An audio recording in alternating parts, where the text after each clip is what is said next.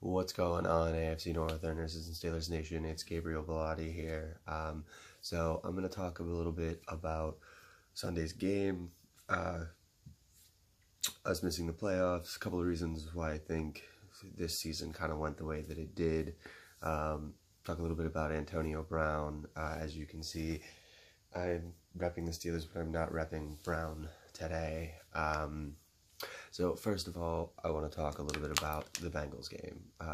For me, there was a lot to like in this game. It was good to see Connor back. It was good to see Connor getting back in, getting reps, and doing well with running and with pass catching. And now that we've got him, and we've got Jalen Samuels, and we've got Stephen Ridley, we've got a nice little three-back system going in there.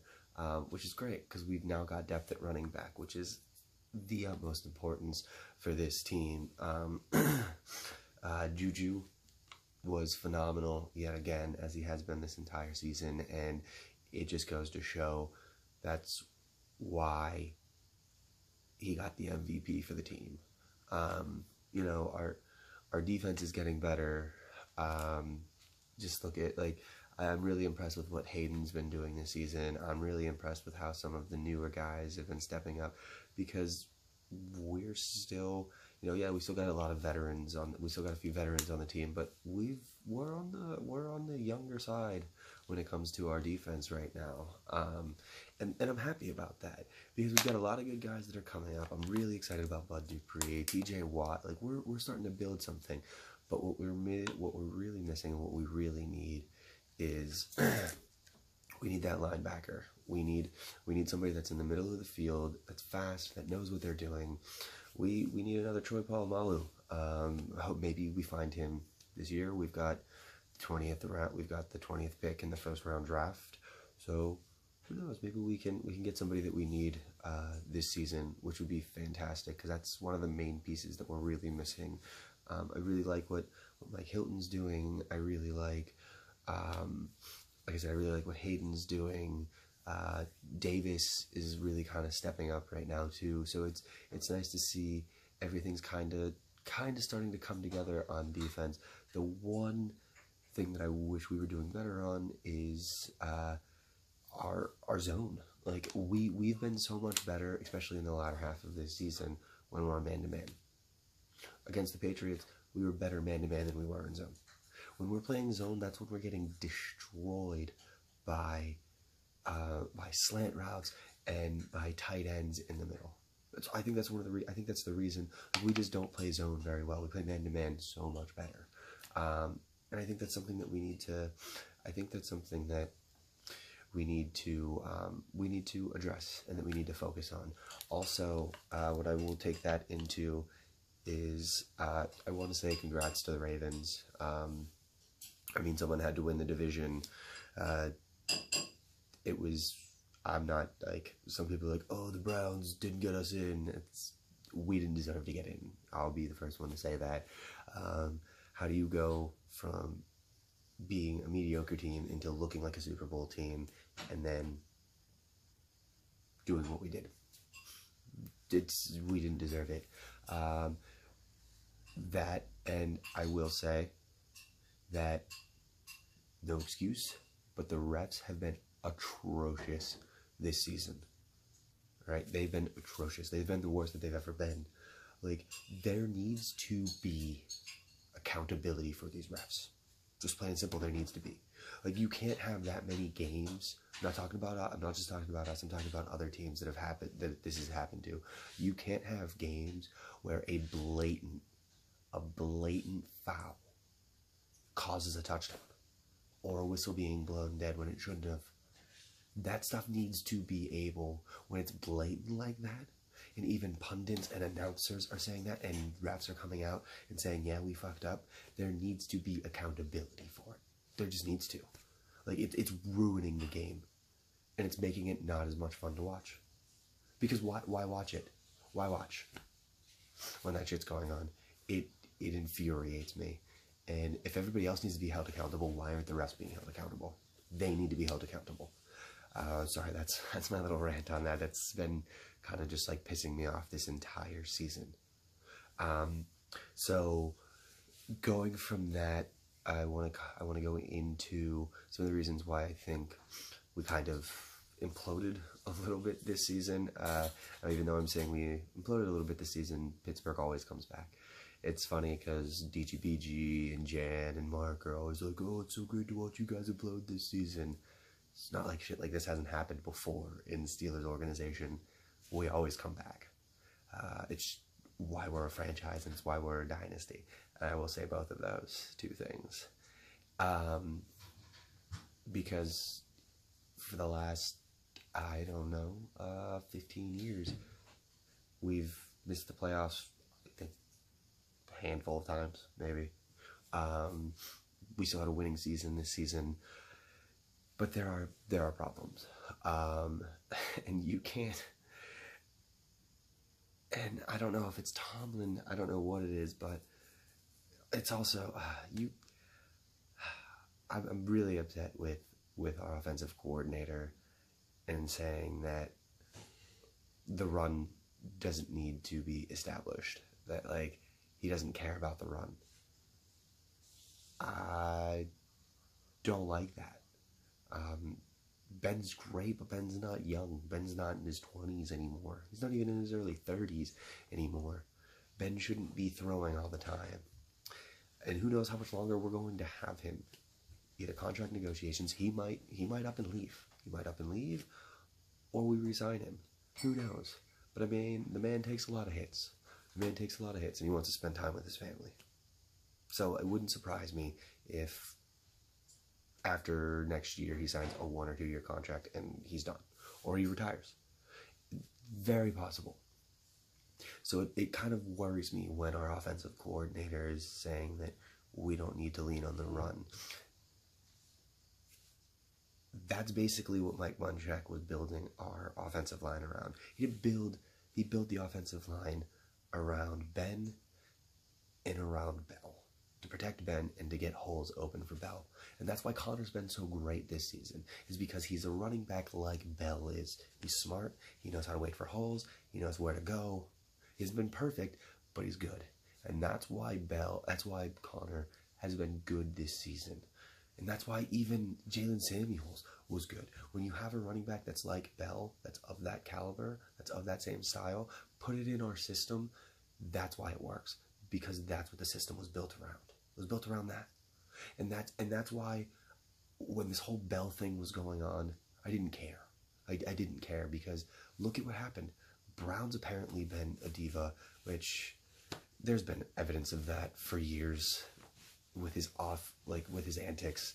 And apparently he's always thought of himself as the franchise. Pittsburgh doesn't play that way.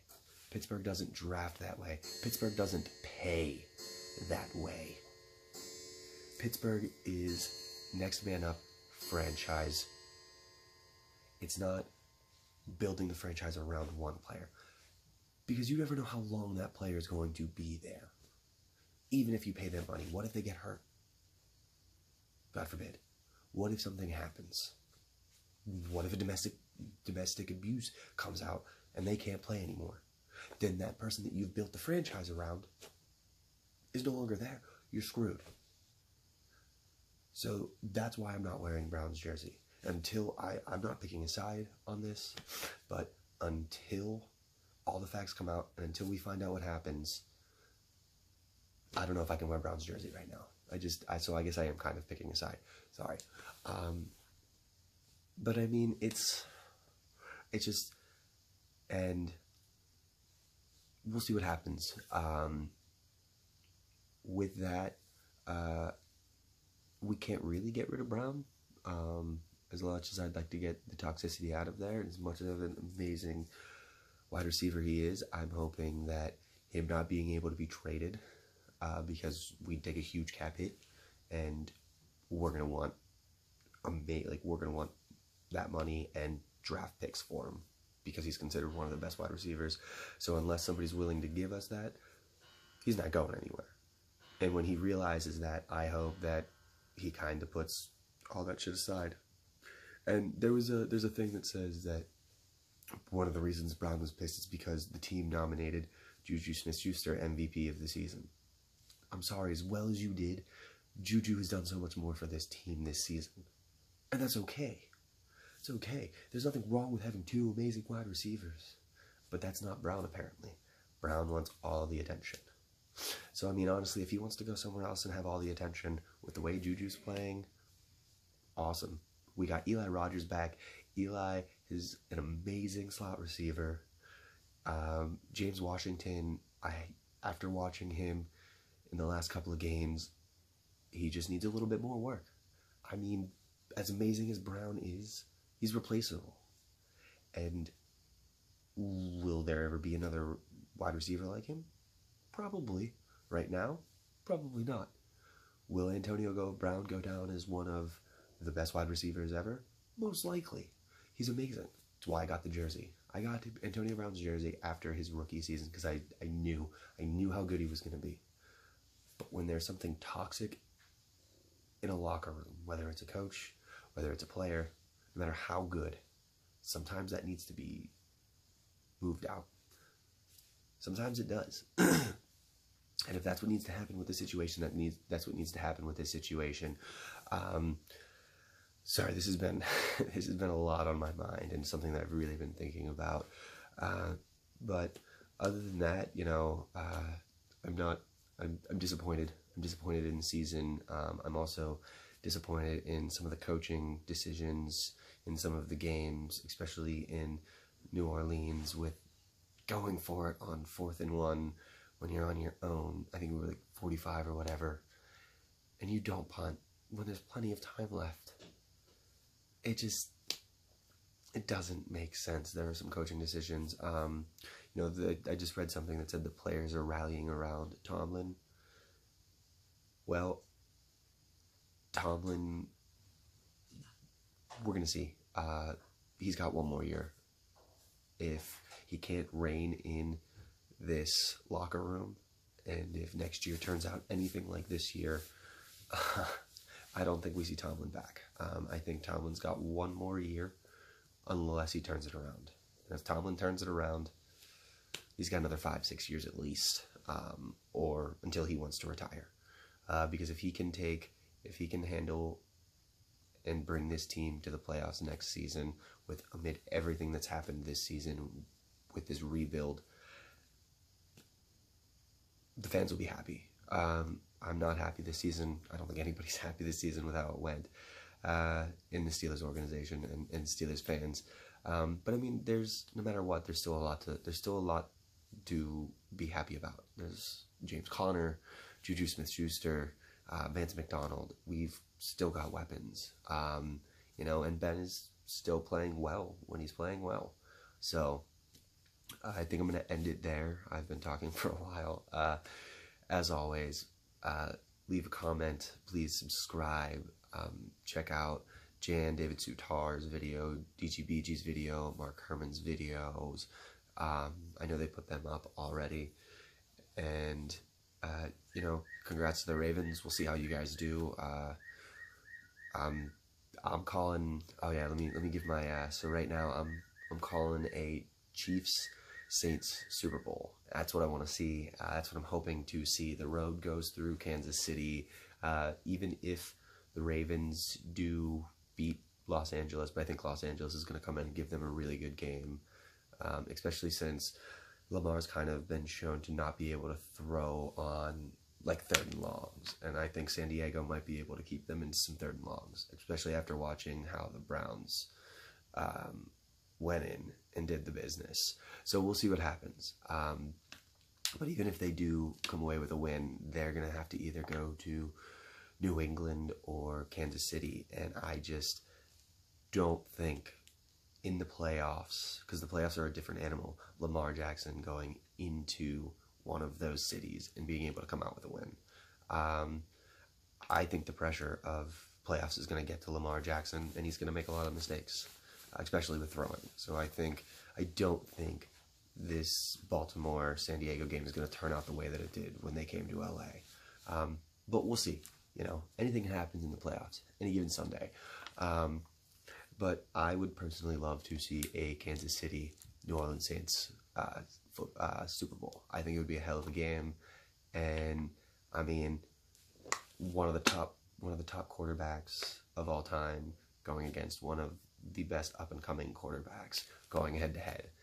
I'd love to see it. I'd love to see just a shootout. I'd love to see a Super Bowl that goes to like 50, like 55, 52 would be an amazing score, and I think those two could do it. So yeah, that's my video for today. So I hope everyone had a Merry Christmas or Happy Holiday and had a Happy New Year. I hope everyone was safe, and I wish you all in the new year health, wealth, and prosperity. So have a good night. Peace out. I'm not gonna say fuck you to anybody. Later.